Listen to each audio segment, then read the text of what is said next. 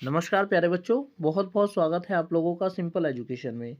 दोस्तों, आज की इस वीडियो में हम लोग बात करेंगे कक्षा 7 की 18 नवंबर की विज्ञान और इंग्लिश की वर्कशीट के बारे में। सबसे पहले हम देखेंगे कि इन वर्कशीट्स में हमें क्या जानकारी दी गई है और उसके बाद जो सवाल इन वर्कशीट्स में दिए गए हैं एक एक करके हम उन सवालों को हल करेंगे। तो चलिए बिना वक्त जाया किए हुए हम लोग आरंभ करते हैं आज की इस वीडियो में कक्षा 7 की 18 नवंबर की विज्ञान एवं इंग्लिश की वर्कशीट का अध्ययन। शुरुआत हम करेंगे विज्ञान की वर्कशीट से और विज्ञान की इस वर्कशीट में हमें प्रकाश के बारे में बताया गया है। तो चलिए देखते हैं कि क्या बताया गया है प्रकाश के बारे में आज की इस वर्कशीट नंबर 32 में। दोस्तों, प्रकाश के बारे में दो चित्र आप देख सकते हैं जिसमें लेंस से एक अक्षरों को बड़ा करके दिखाया गया है और दूसरा जो है उसमें अन्य लेंस से प्रकाश को इंगित करते हुए दिखाया गया है। तो आज मनीष अपने दोस्तों के साथ आवर्धक लेंस का उपयोग कॉकरोच के अंगों को देखने के लिए कर रहा था। मनीष ने यह ध्यान दिया कि आवर्धक लेंस के बिना वह कॉकरोच के अंगों को सही से नहीं देख पा रहा है।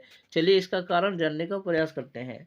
आवर्धक लेंस वास्तव में एक प्रकार का लेंस ही है। आवर्धक लेंस का प्रयोग बहुत छोटे प्रिंट को पढ़ने के लिए भी किया जाता है। लेंसों का उपयोग व्यापक रूप से चश्मों, दूरदर्शकों यानी दूरबीन तथा सूक्ष्मदर्शियों में किया जाता है। लेंस दूरदर्शी होते हैं तथा इसमें से प्रकाश गुजर सकता है।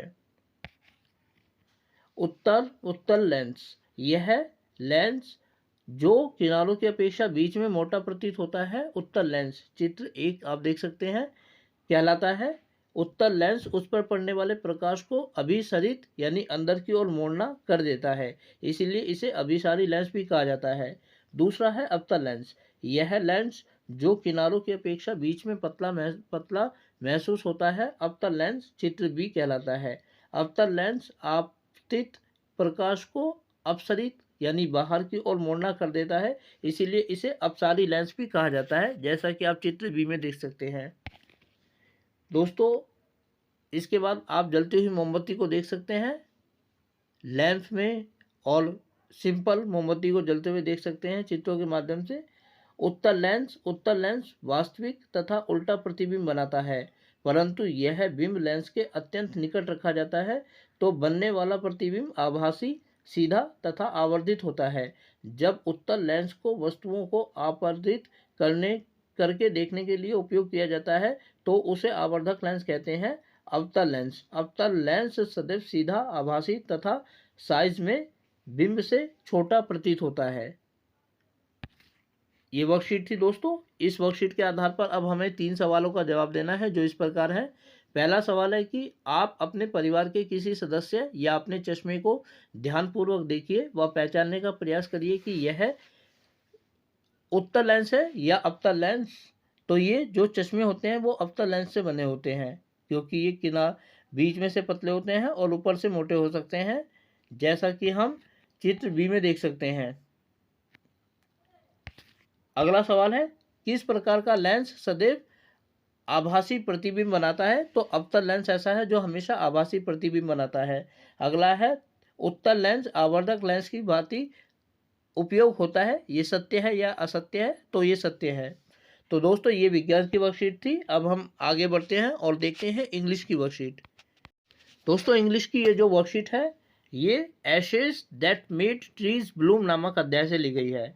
इसमें एक अनसीन पैसेज दिया गया है और उस अनसीन पैसेज को पढ़कर हमें नीचे दिए गए सवालों को हल करना है। तो चलिए पढ़ते हैं अनसीन पैसेज को और देखते हैं कि क्या जानकारी दी गई है। In the good old days of the डायमोस there lived an old couple whose only pet was a little dog. प्राचीन दिनों में डायमोस के एक बूढ़ा कपल रहता था, जोड़ा रहता था और उनका एकमात्र जो सहारा था वो एक कुत्ता था, डॉग था। हैविंग नो चिल्ड्रन, उनका कोई बच्चा नहीं था। दे लव्ड इट दो इट वर ए बेबी, उनका क्योंकि कोई बच्चा नहीं था इसीलिए वो जब कुत्ता एक बच्चा था तभी से उसको प्यार करते आ रहे थे। The old dame made it a kitchen of blue crap and ate meal time Muko, for that was its name, would sit on it as snug as any cat. जब वो खाना खाते थे तो खाना खाने के लिए पुकारने के लिए वो मुको शब्द का इस्तेमाल करते थे और उसको इस प्रकार खाना खिलाते थे जैसे किसी बिल्ली को खाना खिलाया जाता है। The kind people feed the PAT with tidbits of fish from their own chopsticks and all the boiled rice it wanted। वो उसको अपने चॉपस्टिक से खाना खिलाते थे और उतना जो चावल थे उसको देते थे जितने की उसको आवश्यकता होती थी। Thus did the dumb creature loved it protectors like a being with a soul। तो वो उसे अपने सगे की तरह प्रेम करते थे।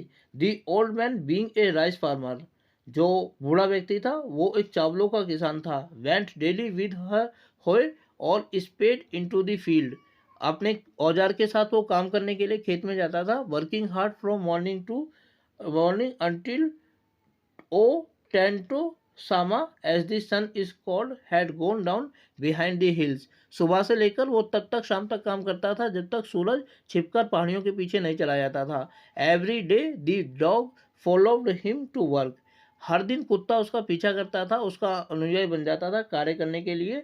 Newer once harming the white herons that walked into the footsteps of the old man to pick up the worms, for the old fellow was patient and kind of everything that had life and often turned up a sword on purpose to give food to the bird। ये worksheet थी दोस्तों। अब इसके बाद हमें worksheet के आधार पर कुछ सवालों का जवाब देना है और सवाल इस प्रकार हैं। Read the passage and answer the following question. Number 1, whom did the old couple loved, वो किसको प्यार करते थे? A cat, B dog, C sheep. तो डॉग इसका जवाब है, ए डॉग। अगला सवाल है, they made a cuisine of a blue crab, red crab, green crab. तो ब्लू क्रैब को उन्होंने उसका कजन बनाया था, तो ए हमारे सवाल का सही जवाब है। तीसरा है, what was the name of PAT, उस कुत्ते का नाम क्या था? मुको, टोटो या मीको। तो मुको उसका नाम था, खाने के समय उसे इस नाम से पुकारा जाता था।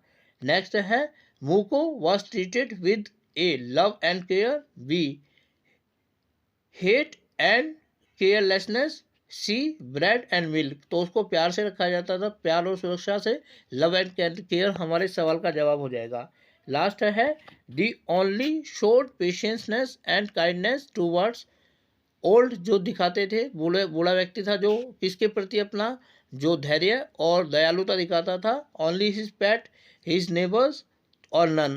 तो ओनली हिज पेट इस सवाल का जवाब है, क्योंकि इसके अलावा उनके पास कुछ नहीं था, ना तो पड़ोसी थे और ना ही कोई रिश्तेदार या बच्चा था। इस प्रकार ओनली पेट हमारे सवाल का जवाब हो जाएगा। तो प्यारे बच्चों, आज की इस वीडियो में हम लोगों ने बात की आप लोगों की इंग्लिश और विज्ञान की वर्कशीट की।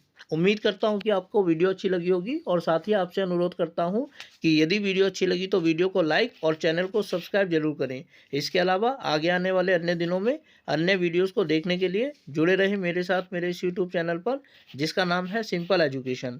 फिलहाल आप लोगों से विदा लेना चाहूँगा। वीडियो को देखने के लिए आपका बहुत बहुत धन्यवाद।